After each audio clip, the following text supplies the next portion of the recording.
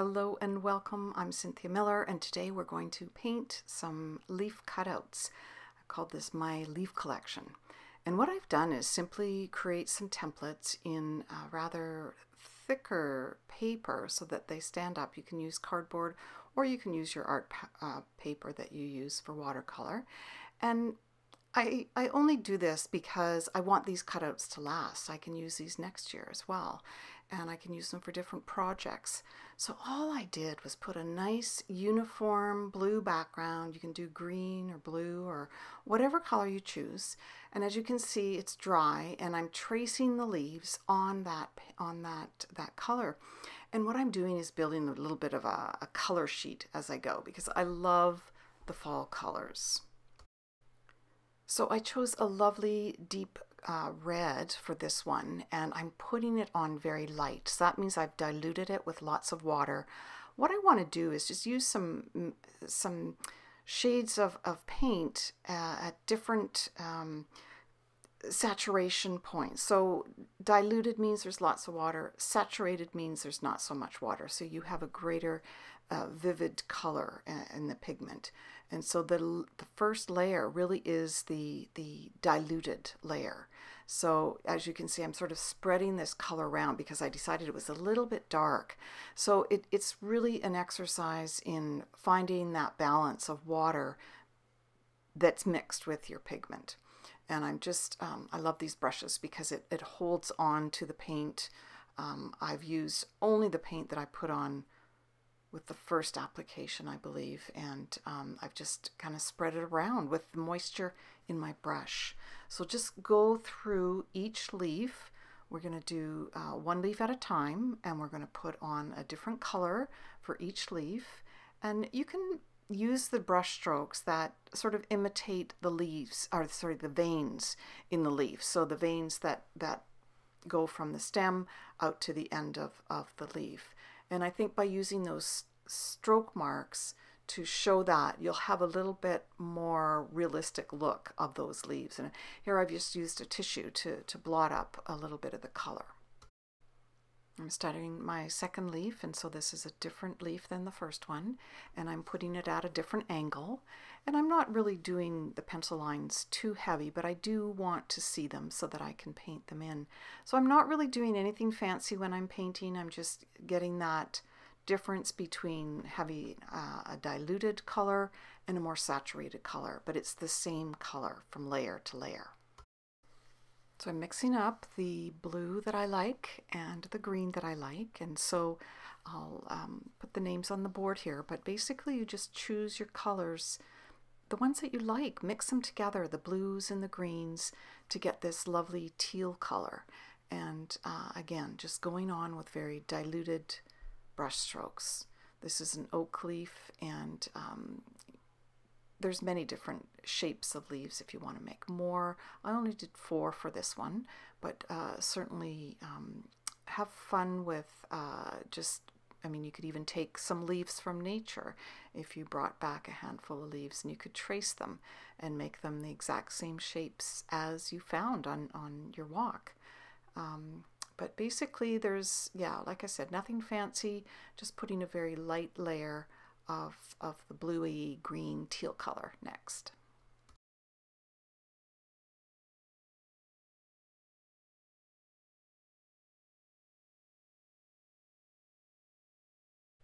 And the next one is more of a tropical eucalyptus leaf.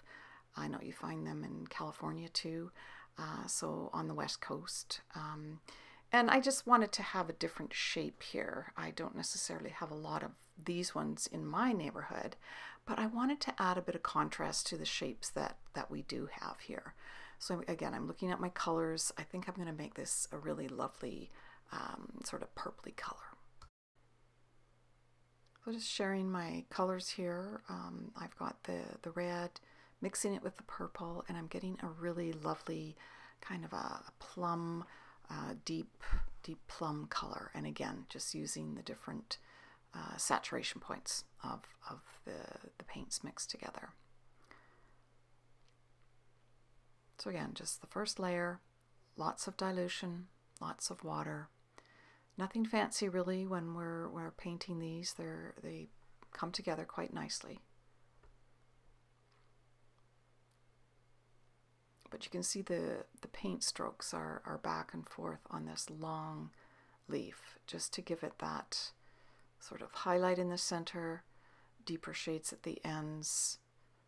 This one will be covered up a little bit, so it's perfectly fine however it looks. And then adding this smaller round poplar leaf, just trying to see where it fits into the whole scheme of things.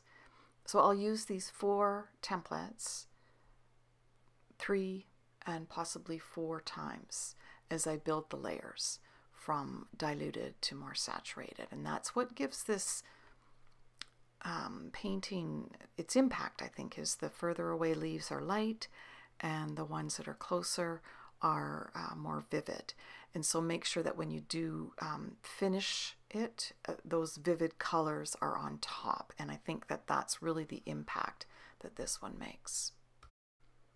So just looking at my colors again, I've got this beautiful yellow and mixing it with the same red that I've been using throughout. And it makes this beautiful vibrant orange color. And so I'm testing it on these different pieces of paper because I want to be sure when I've got that right shade. I want to try it out on paper first. Now, as you can see, my orange is not near diluted as much as I really should have it for this practice. I'm trying to make this first layer very light, and so what you'll see is I'll finish painting it out, but it's easy to pull it up. So I'll just take my brush, take a tissue, and I'll just sort of work my way through the leaf, picking up where I think there might be the odd highlight, where the vein is. I love being able to stain the paper and then play with that paint that's on there. Pull it up, let it go back and settle, pull it up, add some water, let it go back and settle. And it's just, I don't know, I think you come to a place where then it looks good to you and you can leave it. Now I must confess that the picture that I used for this particular exercise is the first one that I did, and this is the second one, and I don't have the whole exercise right through to the end.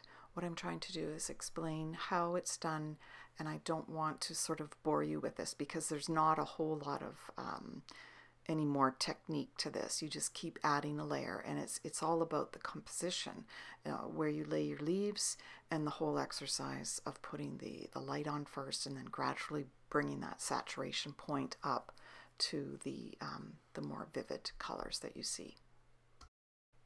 Now I love color, and I just couldn't wait to use this beautiful rich red that I have to put on this poplar leaf I've placed over top of an already red leaf. But you can see the difference. It's covering both the purple one and the lighter red one, and I love the way that the layers kind of show through. So this is the whole point of this. So we'll do the red one here, and we'll mix up a really yummy moss colored leaf here. Now I've turned my artwork upside down and I've traced this one. This one is actually on the top, so not to confuse you.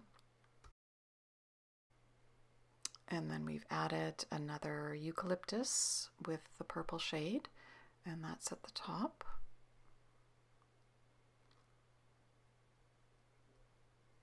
Again, just keeping it very light. And remember, your paint dries quite light as well. And then we've traced another poplar leaf. Now this one is quite similar to the first one, but it's okay. These are the background leaves. We're going to be putting leaves over top of them. Overlapping, not necessarily over top of the whole thing. But it is a little bit darker. So beautiful teal color again with the blue and green mixed together. And then I've traced on another one of the maple leaves, and it overlaps the one oak leaf. And I've chosen a really deep sort of golden yellow, almost bordering on orange, but I really like the shade that this one turned out, and so we're just getting a little bit more vivid with this layer.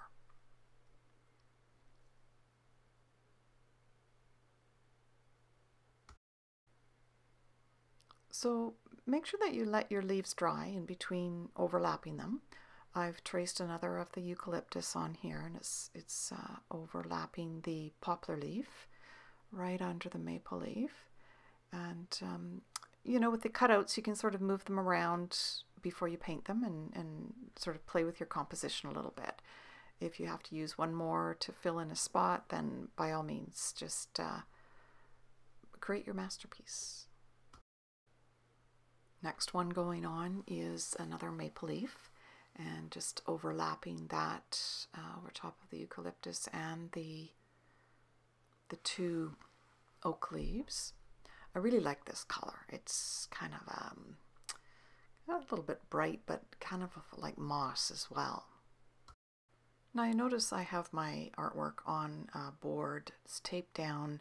I can move it around. It's really easy to work on whatever side it might. I'm right-handed, so anything on that side. If you're left-handed, you can move it around.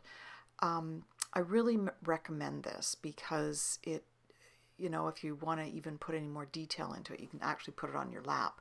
And what I use for these boards is just the back flap of the art paper pad that the art paper comes in. I just, when I'm done one pad, then I've got another board. And the next one we'll do is another oak leaf, but I am not going to do the teal color. I'm going to do a beautiful, vibrant, sort of golden orange.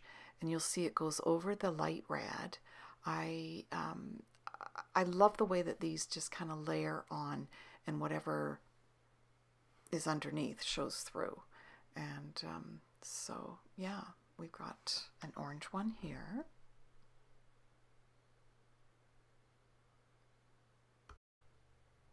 So I've traced another maple leaf superimposed over top right at the bottom here. And again, I've brought out that luscious sort of golden orange color. And you can see the oak leaf on the left, how it sort of shows some of the other leaves through it at the dilution that it's at the saturation that it's at. And this color is almost the same, except there's just more saturation. And you can see even the moss green one looks like it's sitting on top of the other ones because it's darker. The ones beneath them are the lighter ones. So you can start to see the effect that this has. And if you do want to try this exercise, just make sure those ones on top are nice and vibrant. You've got lots of saturation, lots of pigment to them, and you'll get that layering effect. And I love the way that all these vibrant colors, it's exactly what we see in the forest when we take a walk on the trails. Well, not exactly, I must say. It's not quite like that, but in my imagination I can see it. So I just had to show the last sort of painting here. I was not able to finish this on film, so I have included the final product here, though you can see it close up, you can see it far away. I love the way that this one turned out. So yeah, this is what we did in our paint circles on Thursdays, Fridays in Australia, in the Southern Hemisphere. It's such a great group of people that get together, and so if you're thinking about it, be sure nice for you to join us. So hope you enjoyed that. It was fun getting all these colors ready for you. So take care and happy painting.